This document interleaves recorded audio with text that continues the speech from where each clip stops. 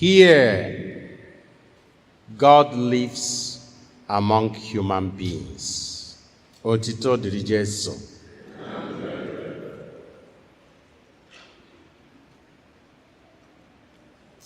Ihe a ka anyị kwere n'abụ ọma. Ihe a ka anyị na-eri oriri kịta na Christmas. Emmanuel, God is with us.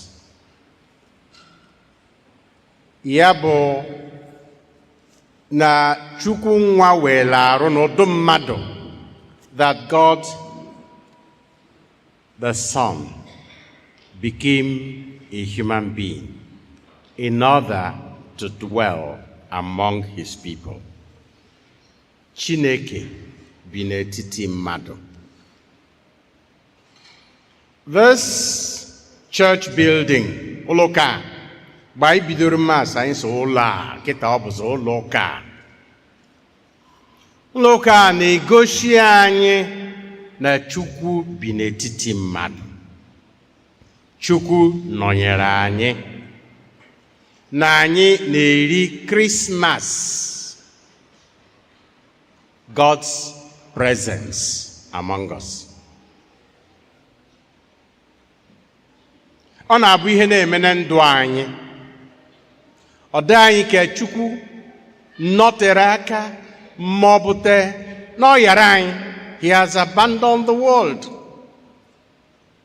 Some people have really concluded that God, after creating the world, abandoned it. Mana ọ bụghị ya bụ okwukwe anyị na-agwa anyị.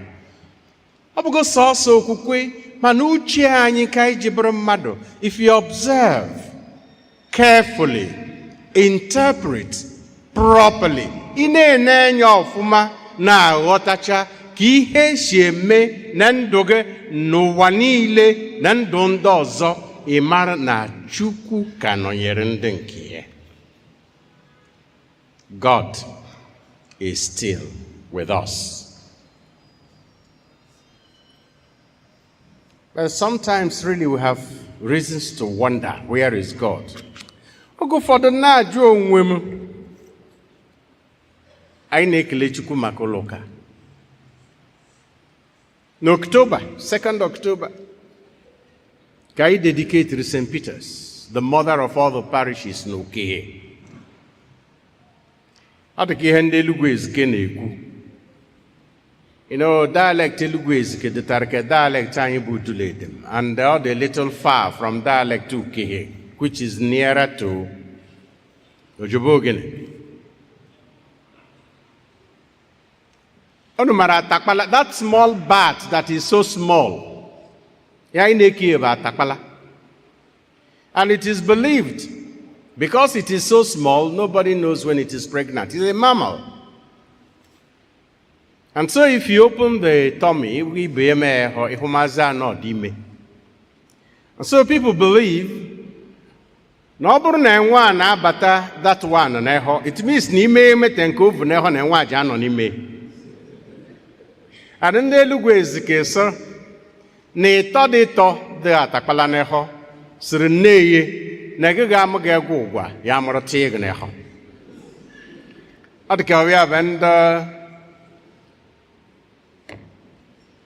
and St. Peter's, the entire Ukehe, Noro Shere, Nefix good dedication. Dedication in St. Mary's Ezi-Ukehe on the 27th. Where but also Marachaga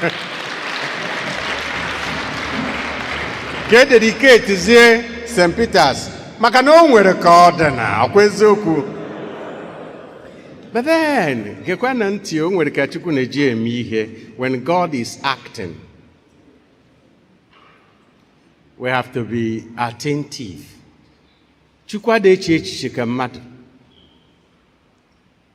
Ebidoro St. Teresa's Cathedral on Soka, in 1910 or 20 or 30. Loka is there. Our cathedral was dedicated in 2020. But before then, it dedicated to go 3 or 4 other churches in Nsukka. Holy Cross, Umorokba, St. Patrick's, Ohomoba, St. John Cross Seminary, the chapel, and St. Christ the King Parish Church, Odenigbo, Onime Nsukka, Eshine Cathedral Kewefute in 2014. They were all dedicated before the cathedral. Mana ogi heruo, Chukwu ga na-egosi anyị sign. Because I believe that the unity, the strengthening and deepening of the faith that came with the dedication of our cathedral in 2020, if it had come earlier, the effect would have been different. Chukwu mara ka o si eme ihe. Dedication na tata, Father Casimir Orama, this is Providence, it's not planned. Maguma General, Imana, I laugh at all of us. I am mmadụ enweghị isi. Maka na ije n'echiche ụfọdụ mmadụ na ọ bụ maka General Ezi-Ukehe ka Bishop ji bịa Ezi-Ukehe tata. Well, to be honest, I shouldn't say this, but when the general approached me for an event in his family on this day, say an Anigmeje family events after Christmas is a very busy period for me. Asum na chokwari dedicate church ya ina na-agba mbọ na ndị Ezi-Ukehe na-agba mbọ ka e dedicate our church. They say you shouldn't be the one to tell me about dedication. So the parish priest came and said the same thing. And say, unfortunately, Father, and this is what I'm telling you, God has a way of working. Unfortunately, I have already an event on that day. I fixed an event in my hometown because I was with normally I plan to be at home for a few days after Christmas with my mother. And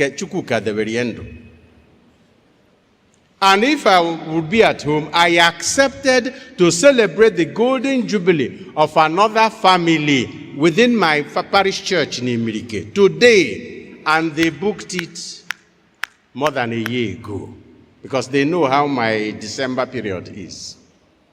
Wedding 27th December, golden jubilee, Mr. and Mrs. A and X. General, Father Casimir, and in April, the man died.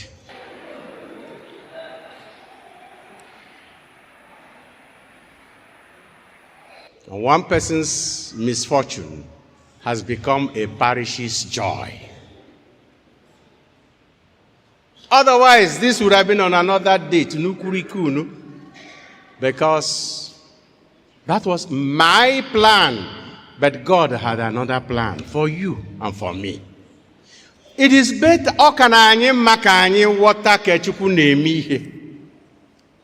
because otherwise we'll be calculating irrelevances and we'll be missing the grace that God is giving us. Dedicate to this church. And there is something about the reading of today, the gospel, that is very enlightening.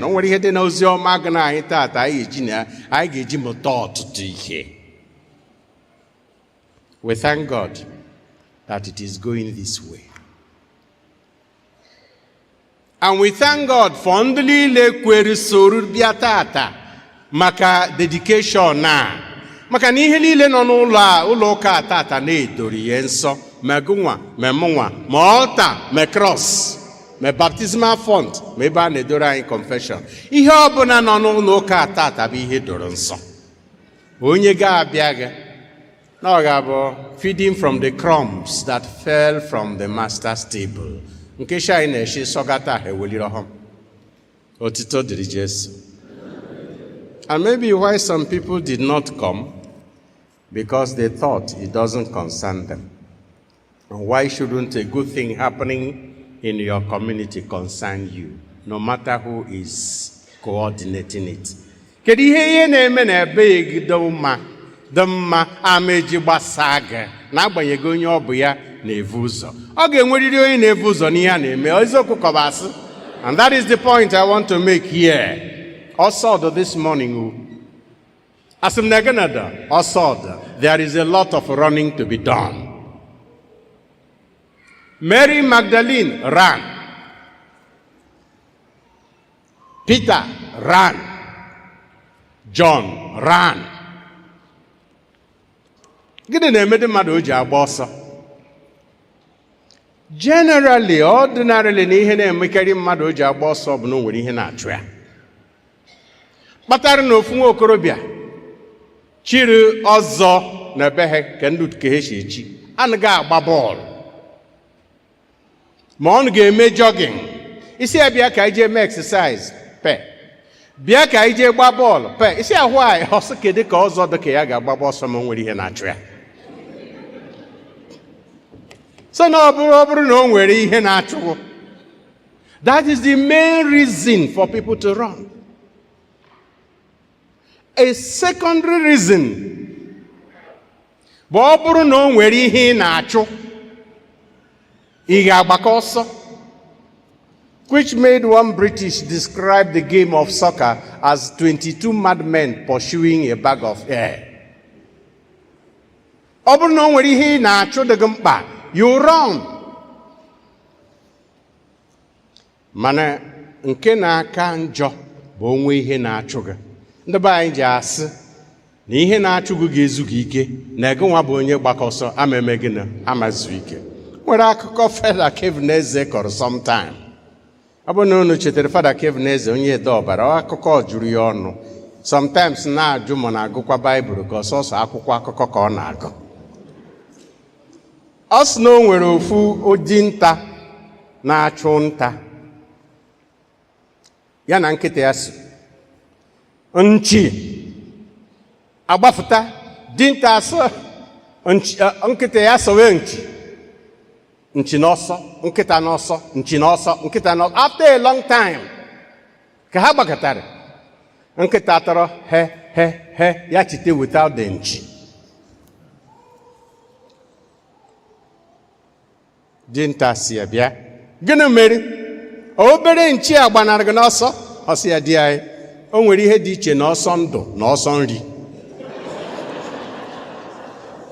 Na nchi gbakọ ọsọ ndụ ma ya gbakọ ọsọ nri. Ana nchi mara na eke akịrị ya taa no more, mana ya nwa mara na nchi gbalịa ya na ya nwere ike inweta ọzọ. Otuto dịrị Jesu. Gana chụkọ Peter, Mary na John. Ọsọ ndụ. Ọsọ ndụ.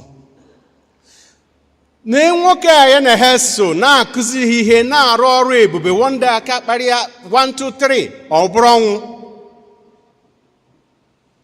And suddenly ka Pask gachara, Mary eje n'ili ka o meta ofu ihe a ga-eme gị n'usoro, achọzi arụ, didn't see him. This was a question of life and death. It was a question of life and death. Her whole world crumbled. Ị ga-ama ka ọ ga-adị na mmadụ nwụrụ ma ịhụgozi. Ihe niile o chekwubere, all the promises, even about the resurrection. Don't forget that some Jews, even before Christ, believed in the resurrection of the dead. The Pharisees. Mary na mgbe Jesu jere n'ebe Lazarus, Mary na Martha. Na Martha gwara ya na ya maara na nwanne ya bụ Lazarus ga-esi n'ọnwụ bilite ọzọ n'oge ikpeazụ. But Mary nke a dị iche, Mary of Magdala. But all her faith linked on that man. Yelilia adịka shattered. Ọ gbara ọsọ ndụ. Jegwa Peter na ndị ụmụazụ ndị ọzọ, Peter na John, akwụfu gị na ọsọ gị na ọsọ ndụ. Their entire life depended on that event, that news. Bịa nwa ya, kedu ihe na-ekwu ihe a? Ọsọ ata. Peter ji ọsọ, John ji ọsọ. Mana akwụkwọ nsọ sị anyị, John bụ gal okorobịa. Ọ gbanahụ Peter wee buru ya ụzọ ruo n'ili. Point number 1. We cannot all walk at the same speed. We cannot all run at the same speed. We cannot all believe in the same way, at the same level. We cannot all express our faith in the same way, at the same level. Ike dị n'iche n'iche. Ike John ka nke Peter. And he couldn't pretend. Ka o si atụ Peter n'ọnụ, ka o si atụ John n'ọnụ. John asị ka ya chebe ka nwoke ma this old man. Or he would have gotten this. Or gbagide gị ike ha ya nke. That was already also wrong. He didn't care about Peter. Now, Baranoro n'ihu ili gịnị mme onyo ya anya o pieru mbana. Egwekwedigi epie. There are certain things that will not happen in a community without old men. Ndị okenye. O nwere ihe ụmụ ego ala ga-emepụta. And if John had turned back from that time, kedu akụkọ ọka akọ ọ bụrụ na o nyere anya lachiwe azụ kedu akụkọ ọka akọ? Nothing. Ili gbari ọchịchị. He saw nothing else, just like Mary. Peter jere gbara nke o ji bụrụ okenye wee rute. Asị na Peter sịrị, okay, John na-achọ igosi m na ya bụ okorobịa. Gwa ya gbara ọsọ jebe o jee chọọ nata ọbịa kọrọ m ihe ọ fọrọ. Our story would have been different. Ndị be anyị na-eme ka e were ọchị ha n'onye piri ize. If you show interest in anything in Igbo land, in Nsụka, Ezi-Ukehe, evuru ha fọrọ gị. Ọ bụ eziokwu ka ọ bụ asị. I will tell you a story in my own village. For a very long time, n'ọbụ ofu onye ka a na-eme chairman bazaar. Basha na-eme bazaar because ọsọ ya na-enyenwu ejinwu 1,000 naira eme bazaar na America. After a long time, one young man came up. Ọ ka rụchara youth service, nweta ezigbo ihe ọ na-eme na-enye ego. O wesi na ihe a bụ ngọzi Chukwu ka ya laa ụlọ jee mee bazaar. Mana ọ larute kpọọ ndị ọgbọ ya after mass. So ha biko na anyị mara that for a very long time na ọsọsọ nwoke ma na-eme 1,000. Na ụfọdụ n'ime anyị enweta ideme ka anyị nyere ha n'aka. Ha sị gị ya na ọ dị wrong. Ewefute ihe izizi a na-ere ekwe ya ọnụ kwero ya ọnụ. That man na-ekweba na-arị elu agbachi ya nkịtị. This young man made this proposal, pịa ya price n'elu and na-enye sekedo ya na-eme ya. The older man tọpụọ ya nwa tọpụọ ọ top abịakwute esi hafụrụ ya ihe ahụ. Ọ sị ya not again. Ọ bụ ema kịta na ọ bụghị ya na-aya nwe ụka, na ọ bụghị ya na-aya be Chukwu na-agọzi.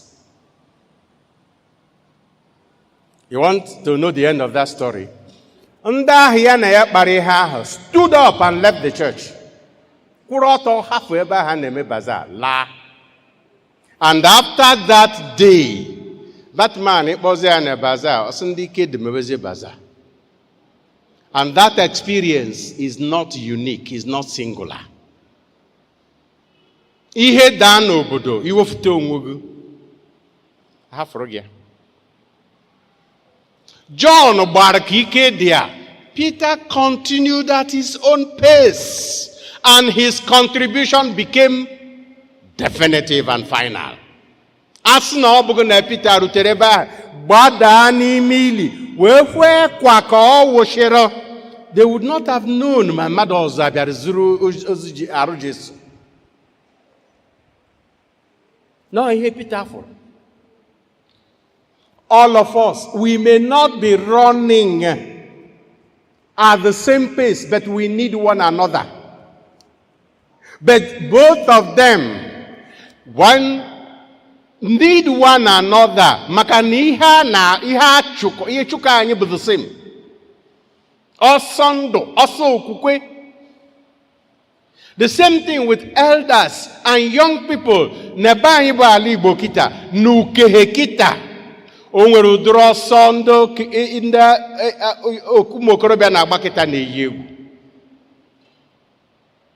O nwere mgbe ha gbajekoru, mana ndị agadi na-ahụ ihe amago na ebe ahụ bụ ọnwụ be ha na-agbakwu. And they are not talking. Ikwu asị gị na ụmụokorobịa kita anaghị anụ ihe. Ị gwara ha gị, what did you say?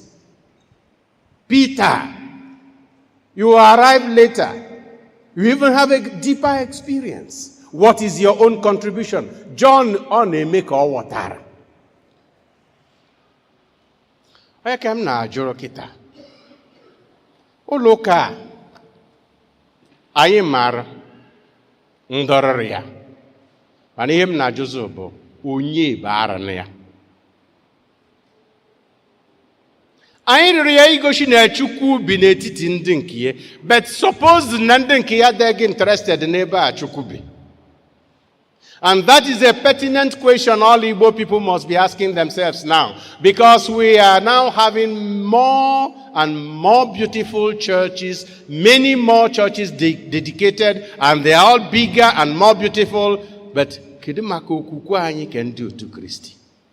At the rate we are going, in the next couple of years, or even decades, maybe at the highest, ọ ga-abịa ịbata ụlọ ụka gị na-ajụ, kedu ndị evu n'uche mgbe a rụrụ ụlọ ụka? Unu asịla na Chukwu ama ekwe. Chukwu ekwe gị, bete ndị mmadụ kwanụ. Chukwu nyere ndị ọcha, ndị Europe aka mgbe oziọma bịara be ha nabata oziọma. Use ihe oziọma, were ihe oziọma na-akụzi Christian values and principles. Wee dozichere be ha, and now ha sị na ike agwụ ha, na ọ bụ egite Chukwu doziri ha, na ọ bụ ha doziri onwe ha. Ịma neta sị na ya pịrị onwe ya ọnụ. And turned their back to those very Christian values, and their culture has collapsed. Ọtụtụ ụlọ ụka dị be ndị ọcha, ụfọdụ bụ museum, ụfọdụ bụ shop, ụfọdụ bụ library, ụfọdụ bụ mosques. Maka na ndị ụka ike agwụ ha. Onye ka a na-arụrụ ụlọ ndị a? Nehemaya, Ezra kọwara ndị Israel na ọkwa okwu Chukwu bụ ihe na-eme n'obodo na-aga n'ihu. Ọ bụ ya bụ ihe na-eche obodo. Igbo land has become more vulnerable today because we have abandoned the principles of Christianity. Our land is no longer secure because we are running in competition, deadly competition.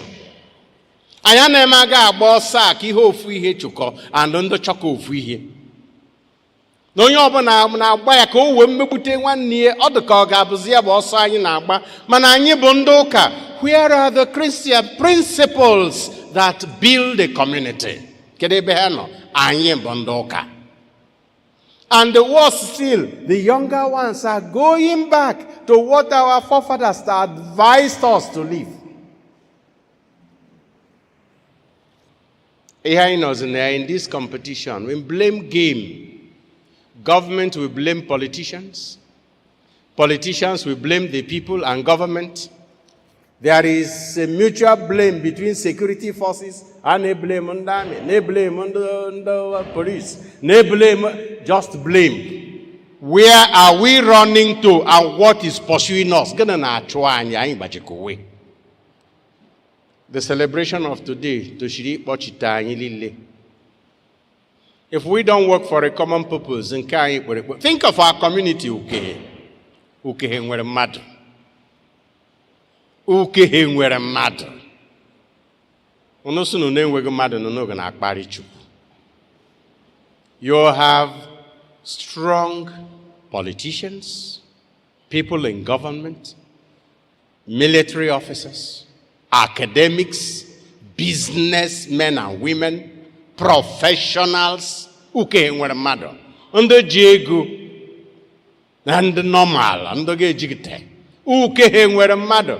But well, my brothers and sisters, onwe onye anyị here eheji abịa tata, isotere 9th mile, isotere Opi Junction. No, now one goes Ezi-Ukehe with all the people we have. What is the problem? Government. Government. Competition is our problem. Lack of common purpose is our problem. And Ukehe is only an example. I used Ukehe because I'm in Ukehe. It is a common disease. But the gospel of today and all the other readings are inviting us to review our plan and strategies. Paul Diaso gwara anyị ihe ọgụgụ nke bụ na anyị dịka okwute dị iche iche eji rụọ ụlọ, but na-enwere foundation ụlọ ahụ bụ Jesu Kristi n'onwe na ndị apostle. Without that solid base of Christian principles, can we know why this return to paganism will not save Igbo land? Because number bishop, it is a careful study of how things work. There is no concept of personal freedom. And we even have a difficulty in finding the word for freedom in Igbo. You know, it's an awkward expression because it's not common in our mentality. Freedom. The basic principle of Christianity is personal freedom. Chukwu or Adam. In a way, Adam responded. Jesus called his disciples, come and follow me. Some said no. And that was the end of the discussion. There is no force. Freedom, personal freedom. And once you are free, you become responsible for your actions.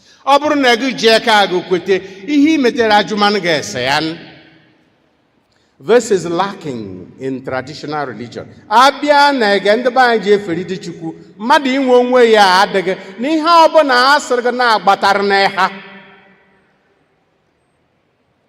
You can't say no. If you say no, the village will force you. How many people in Azaka on the Cheme business are saying a mass no goji about Tama Plata from Onitsha, where he was a progressive businessman or big Bugdok on the village? Makane has, there is no freedom there. That personal freedom is tied to personal dignity and equality of everybody before God. Onye ọbụla bụ onye Chukwu kereke na okwukwe anyị bụ ndị otu Kristi na-agwa anyị na anyị nwere ugwu ma ihu Chukwu na anyị niile ha na-agbanyeghị na mmadụ na-aka ibe ya n'ụwa na ọ bụghị onye ka n'ụwa iche na ike ya n'ihu Chukwu ka anyị si efe Chukwu mgbe gboo. There is no equality. Anyị aghaga mmadụ ka ibie ana na-enwe obodo enwe na-agbanyeghị na-asị na ọ bụ ọha jemizu. How many people? Apart from that, asking Onya Boku, Nonya Bonya Gora Rose. Keddenka Ure Unukehe until a Dan Wafani and the parishioners gave it a fight. Efuru.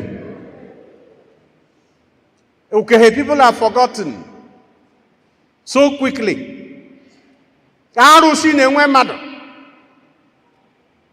God says, no, I created you, but I won't even force you to worship me until the end, a haram bijiko. These principles of freedom, responsibility, equal dignity before God. All daga.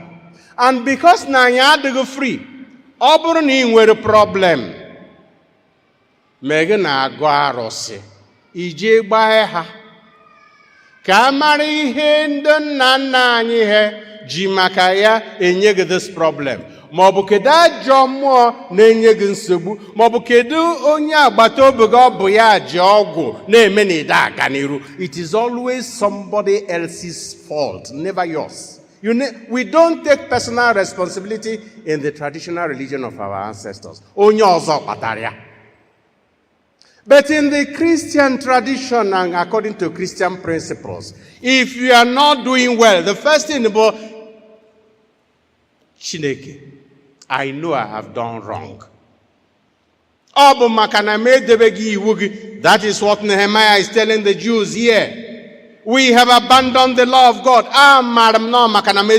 We take responsibility in Christian religion for what is happening around our lives. Our own responsibility. That is the difference. And we are free. And I keep saying it, a religion that blames God himself, the ancestors, divinities and enemies and natural forces for our problems, that religion is not likely to motivate you to do something differently to change your condition. But the religion that makes you responsible for whatever happens around you will make you always to ask, what can I do better? Ndị ọcha mgbe na-aka bidoro ka ezigbo ụka anaghị atụta ihe na-eme n'ikuku egwu. Nature stopped terrifying the European when he realized that as a child of God redeemed by Christ, he is the Lord of nature. Emeka Odumegwu Ojukwu wee sị na ya kpatara na ọ na-abụ tọnda gbaa onye ọcha chekie ka ọ ga-esi jide ya bụ tọnda direct energy ka ọ bụla emebinere ya ihe. Mana tọnda gbaa onye Igbo jewe na-arụsị ji achọ ihe a ga-arịọ kedu Amadioha ka ọ kwụsị imebizi ihe. Otito dịrị Jesu. Which one has brought development? Amadioha, or by our own actions powered by our dignity as children of God? Ebe anyị ji ọsọ eje ndụ adịghị ya. And also akachabụrụ ọsọ ụmụ okorobịa. So elders, where are you? And Peter dị asọ nọchi ebe a. Kedu ihe unu na-agwa ụmụ okorobịa kịta? And every stone, okwute ọbụla n'ụlọ arụrụ dị mkpa. Mgbe anyị bịara here on the 24th, aka gbuchego dedication maka na nke adịghị. Fada Kasimia na ndị ụka ndị Ezi-Ukehe gbagide ọsọ gbagide mbọ tinye nke a mere na anyị na-eme dedication now. Any piece of stone missing, something is lacking. Onye ọbụla n'ime anyị ga-atinye ego nke ga-ewere gị ọnọdụ Chukwu kwadebere na nzukọ n'ụwa n'Ukehe. O nwere ihe n'efu na ahịa na-achọ achọ. Ndị Igbo si na ahịa amaghị na ofu onye abịaghị ahịa, mana Jesu mara na ofu onye abịaghị ụka. Anyị abụghị numbers n'ihu Jesu Kristi. Each of us has a name. I know my sheep and they know me, and I call them by name and they follow me. Amara m atụrụ m mara m, ana m akpọ ha na-eso m. Onye ọbụla n'ime anyị, onye ka ọ sọkwara gị pee mpe iji ego ijighị ego ị na-ahụ ụzọ ịdara ngwụrọ ị na-eji iji na-agba ọsọ, you have a place in this church of Christ. Ahafula maka na ịhafụ ya na o nwere ihe na-emis. Ọ bụrụ na ọ bụ Chukwu ka anyị rụrụ ụlọ a, ka anyị gbaa nụ mbọ jidesie okwukwe a ji maka ya were ụlọ a ike, ka ọ bụrụ ebe ngọzi, agamnihu na ịdị n'otu ga na-esi na-abịara anyị. Ka ọ dabụla na n'oge na-eteghị anya ọ dụzịa ka ọ bụ akaje ka anyị na-eme Chukwu mgbe a rụrụ ụlọ a.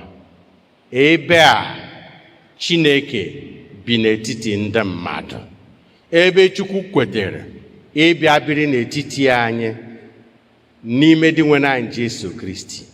Ka anyị jiri nghọta na Chukwu bi n'etiti anyị, na-arụ ọrụ, na-eme omume, na-akpa agwa, ka ndị ọzọ site na ndụ anyị ghọta na Chukwu n'ọzọ n'etiti ndị nke ya. Udo dịrị ọnụ.